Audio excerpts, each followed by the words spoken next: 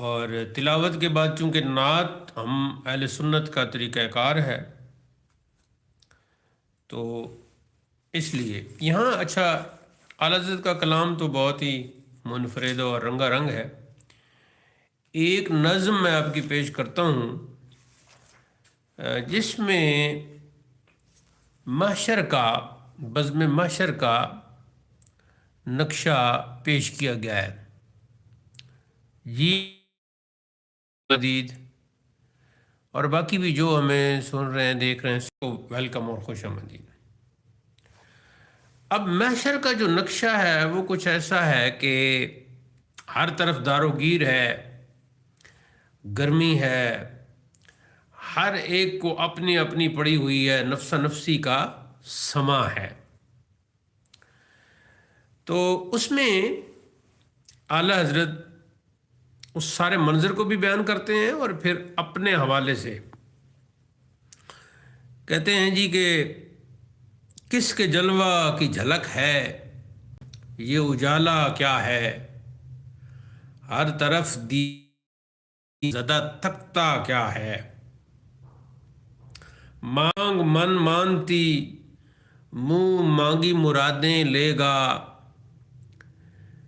نہ یہاں نہ ہے نہ منگتا سے یہ کہنا کیا ہے، پند کڑوی لگے ناسخ سے ترش ہو اے نفس، زیر اسیاں میں ستم گر تجھے میٹھا کیا ہے، ہم ہیں ان کے وہ ہیں تیرے تو ہوئے ہم تیرے، اس سے بڑھ کر تیری سمت اور وسیلہ کیا ہے۔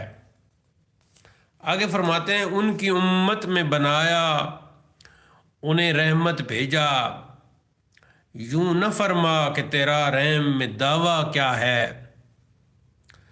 صدقہ پیارے کی حیا کا کہ نہ لے مجھ سے حساب، بخش بے پوچھے لجائے کو لجانا کیا ہے۔ پہلی شرمندہ ہے اپنے اعمال پر، پہلے ہی وہ لجاجت سے بھرا ہوا ہے اپنے اعمال کی وجہ سے، بخش بے پوچھے لجائے کو لجانا کیا ہے، زاہد ان کا میں گناہ گار وہ میرے شافے، اتنی نسبت مجھے کیا کم ہے تو سمجھا کیا ہے۔ زاہد کو مخاطب کرنا یہ بھی شاعری کا ایک انداز ہے۔ تو کہتے ہیں کہ اے زاہد تو عبادت گزار ہے، نیکوکار ہے، اور نیکی میں بڑھ چڑھ کر حصہ لیتا ہے، لیکن میں گناہ گار ہوں، لیکن میں یہ تمہیں بتانا چاہتا ہوں کہ میں جن کا گناہ گار ہوں وہ میرے شافے ہیں۔ زاہد ان کا میں گناہ گار وہ میرے شافے، اتنی نسبت مجھے کیا کم ہے تو سمجھا کیا ہے۔ اچھا اب وہ جو اعمال کی پرسش ہے، محشر میں ہر طرف دار و گیر ہے، گرمی ہے، نفسا نفسی کا شور ہے، تو اس میں کہتے ہیں کہ بے بسی ہو جو مجھے پرسش اعمال کے وقت، دوستو کیا کہوں اس وقت تمنا کیا ہے، کاش فریاد میری سن کے یہ فرمائیں حضور، ہاں کوئی دیکھو یہ کیا شور ہے، غوغا کیا ہے، کون آفت زدہ ہے، کس پہ بلا ٹوٹی ہے، کس مصیبت میں گرفتار ہے، صدمہ کیا ہے، کس سے کہتا ہے کہ للہ خبر لیجے میری، کس سے کہتا ہے کہ للہ خبر لیجے میری، کیوں ہے بے تاب یہ بے چینی کا رونا کیا ہے، اس کی بے چینی سے ہے خاطر اقدس پہ ملال، وہ بے چین ہے، شور و غوغا کر رہا ہے، فریاد رسی کر رہا ہے، اور ادھر خاطر اقدس پہ رسول کریم صلی اللہ علیہ وسلم کے دل مبارک پہ خاطر اقدس پہ ملال ہے، اس کی بے چینی سے ہے خاطر اقدس پہ ملال، بے کسی کیسی ہے پوچھو کوئی گزرا کیا ہے، یوں ملائک کرے معروض کے ایک مجرم ہے۔ پھر جب یہ سچویشن دیکھیں، یہ صورتحال دیکھیں، میرے احوال دیکھیں، تو پھر ملائک حضور کی بارگاہ میں یوں معروض پیش کریں، یوں عرض کریں کہ کوئی مجرم ہے، ایک مجرم ہے، اس سے پرسش ہے، بتا تو نے کیا کیا کیا ہے۔ اس سے یہ پوچھا جا رہا ہے، اس مجرم سے، کہ ذرا بتاؤ دنیا کی زندگی میں تم کیا کیا کرتے رہے ہو۔ یہ اس سے پرسش ہو رہی ہے۔ یوں ملائک کرے معروض کہ ایک مجرم ہے، اس سے پرسش ہے، بتا تو نے کیا کیا کیا ہے۔ سامنا قہر کا ہے، دفتر اعمال ہیں پیش۔ قہر کا ہے، دفتر اعمال ہیں پیش، ڈر رہا ہے کہ خدا حکم سناتا کیا ہے۔ اب اس کے اعمال بھی اس کے سامنے ہیں جو وہ دنیا میں کر کے آیا ہے۔ اب پرسش بھی ہو رہی ہے، اعمال پیش کرنے کا مرحلہ ہے۔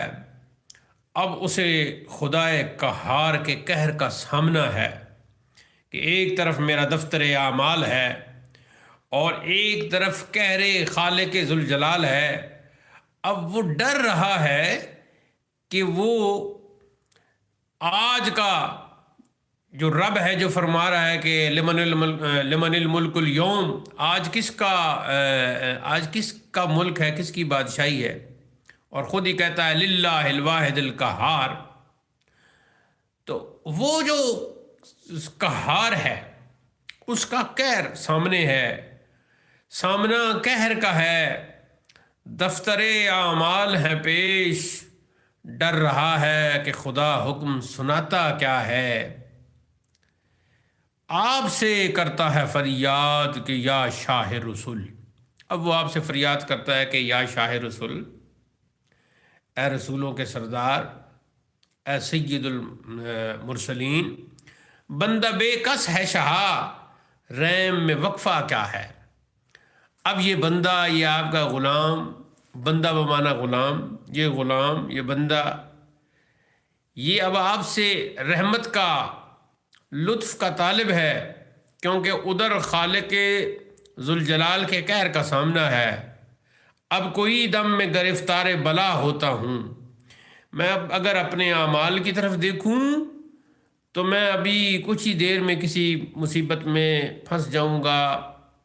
اب کوئی دم میں گرفتار بلا ہوتا ہوں، آپ آ جائیں تو کیا خوف ہے، کھٹکا کیا ہے۔ سن کے یہ عرض میری بیر کرم جوش میں آئے۔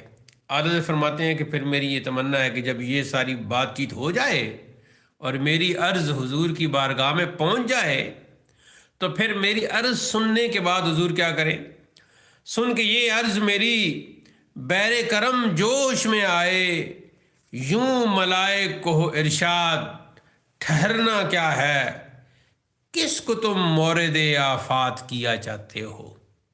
یہ کس پر تم آفات اور مصیبتیں اور آنے والے جو مختلف مراحل ہیں اسے تم اس کے سامنے پیش کر رہے ہو، تم اسے ڈرا رہے ہو۔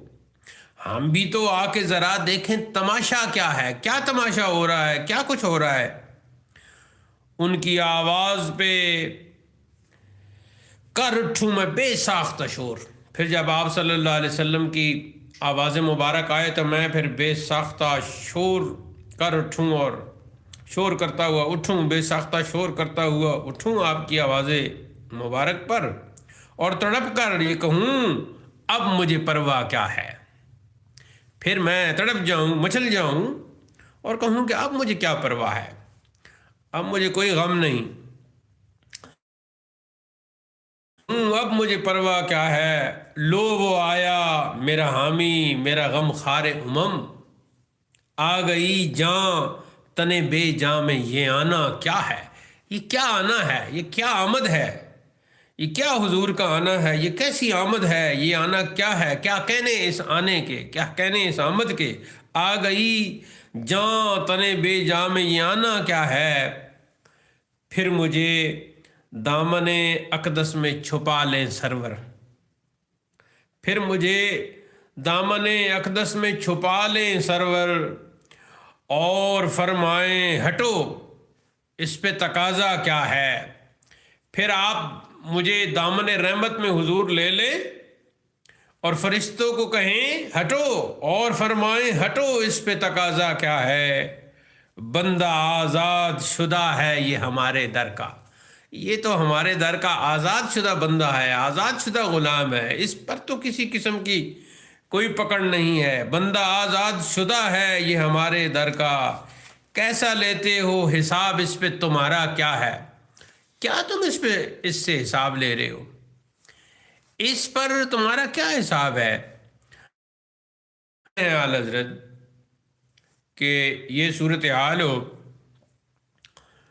تو چھوڑ کر مجھ کو فرشتے کہیں محکوم ہیں ہم، فرشتے یہ کہیں کہ ہم تو محکوم ہیں، ہم تو حکم کے بندے ہیں، ہم تو حکم کے پابند ہیں، جیسے ہم کو حکم ملا ہے ہم نے تو ویسے کرنا ہے، چھوڑ کر مجھ کو فرشتے کہیں محکوم ہیں ہم، حکم والا کی نہ تعمیل ہو زورا کیا ہے؟ ہماری کیا طاقت ہے کہ جو حکم والا ہے ہم اس کی تعمیل نہ کریں، اس پر عمل نہ کریں؟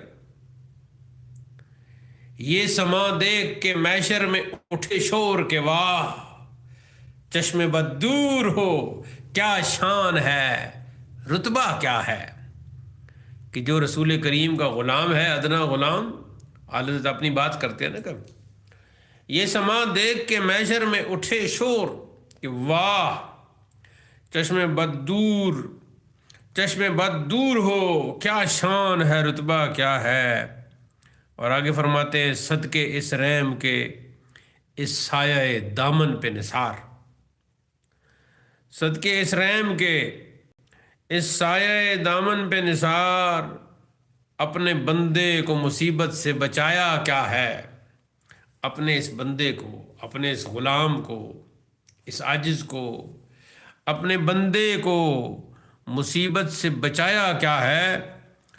یہ سارا منظر کشی کرنے کے بعد رسول کریم کی شفاعت بانداز دیگر بیان کرنے کے بعد آخر میں مقطع میں اعلی فرماتے ہیں اے رضا جانے انادل تیرے نغموں کے نثار، انادل اندلیب کی جمع بلبل کو کہتے ہیں کہ بلبلوں کی جان تیرے نغموں پر نثار ہو جائے، قربان ہو جائے، اے رضا جانے انادل تیرے نغموں پہ نثار، بلبل باغ مدینہ تیرا کہنا کیا ہے؟ خود کو باغ مدینہ کا بلبل کہا، اور پھر جتنے بھی انادل ہیں، بلبل ہیں، ان کو سامنے رکھ کے کہا کہ اے بلبل باغ مدینہ، اے رضا تیرے نغمے اتنے خوبصورت ہیں کہ جب تو نغمہ قاری کرتا ہے تو تیرے نغمے سن کر بلبل، یہاں بلبل سے مراد جو نغمہ سننے والے عشاق ہیں، وہ انادل، وہ عشاق جو تیرے نغمے سنتے ہیں تو وہ تیرے نغموں پر قربان ہو جاتے ہیں۔